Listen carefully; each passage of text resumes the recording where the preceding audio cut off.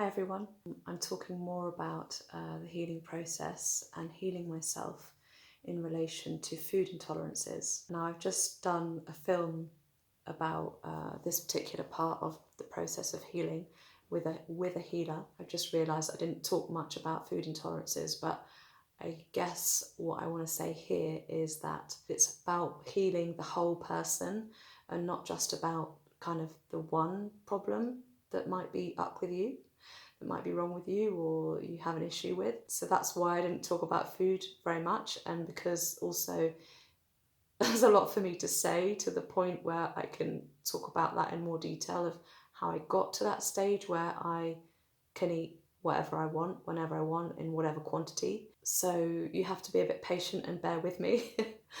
So I'm now moving on to another healing session that I had with Fernando and Jorge, and I'll put his website in a link below in the description. The last one I was talking about his plaques that helped me at the beginning of my healing process. I'm going to talk about his Elixirs as well, because I've just remembered that I used one rather than actually ingesting it at near the beginning of this process, and I haven't used it for a long time, and I'll tell you why in a minute. I'm talking about March, April time, 2021. It's now August 2021, so you can kind of get a bit of a time scale of this, especially if you're looking at all of these films in a row in the playlist to do with food intolerances. The next healing session I did, he used this point here, which is, just get it right, it's around here, a point with the acupuncture points and the acupressure points that you might use with meridian lines and Chinese medicine. This one, I now have a book about it. I looked it up, and it's to do with bringing the energy down into your lungs.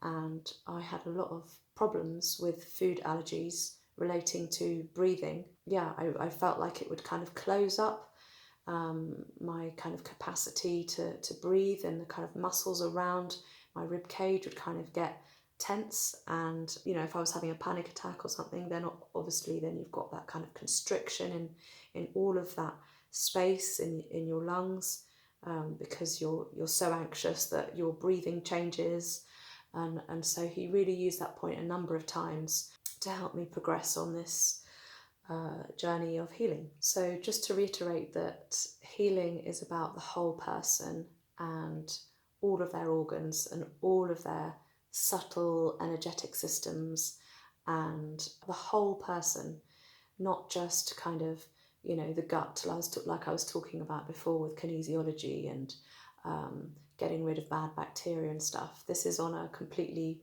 other level. I'll talk about the Elixir because this is such a vast subject, the healing process. There's so many different things that this guy can do to help people.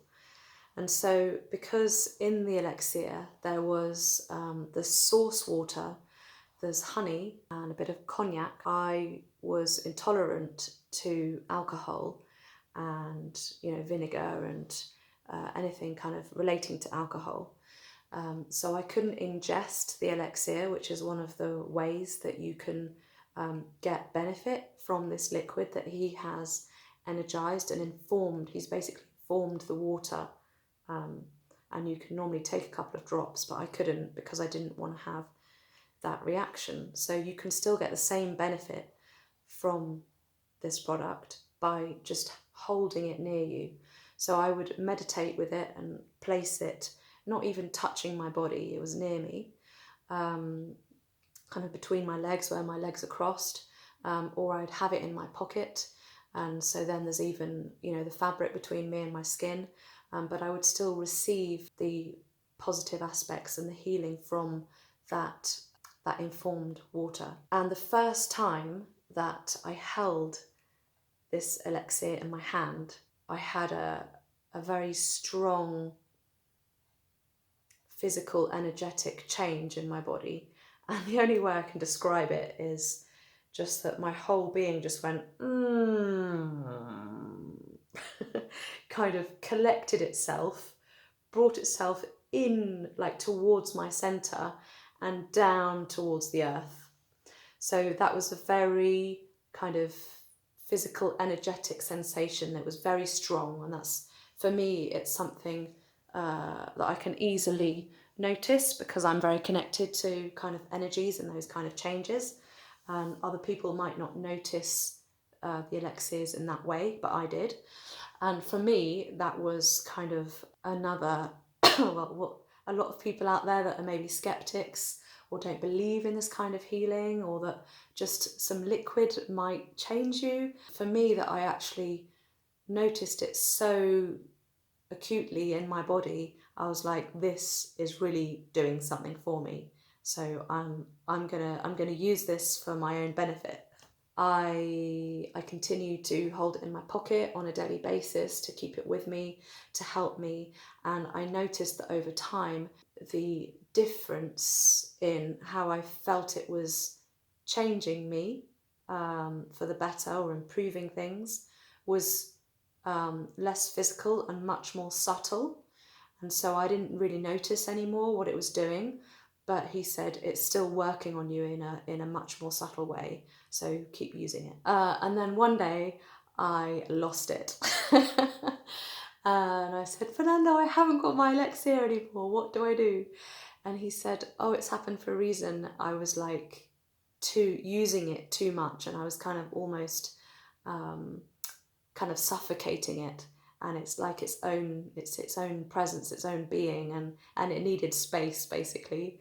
And so it found its way of creating space between me and it, and I haven't seen it since.